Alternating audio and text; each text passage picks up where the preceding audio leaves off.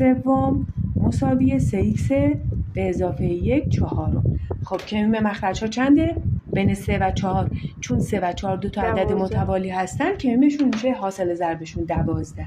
اینو در 12 این کسر رو ضرب میکنیم، این کسر رو هم در 12 ضرب میکنیم. با این کار از شر مخرج ها راحت میشیم. 12 رو با 3 ساده میکنیم 1 4. این 12 هم با 3 ساده میکنیم، اینجا میشه 1 3. حالا 4 در x منهای 1 مساوی 3 در 3x به اضافه 1. این 4 در پرانتز کامل ضرب میشه 4x منهای 4. این سهم تو کل پرانتز ضرب میشه 9x به اضافه 3. خب این اگه پل در نظر بگیریم 4x منهای 9x، x ها سمت چپ، عدد ها سمت راست. این 3 خودش سمت راسته، منهای 4 میاد اونور میشه مثبت 4. 4x منهای 9x میشه منهای 5x مساویه 4 با 3 میشه 7x مساویه منفی 7 پنجم.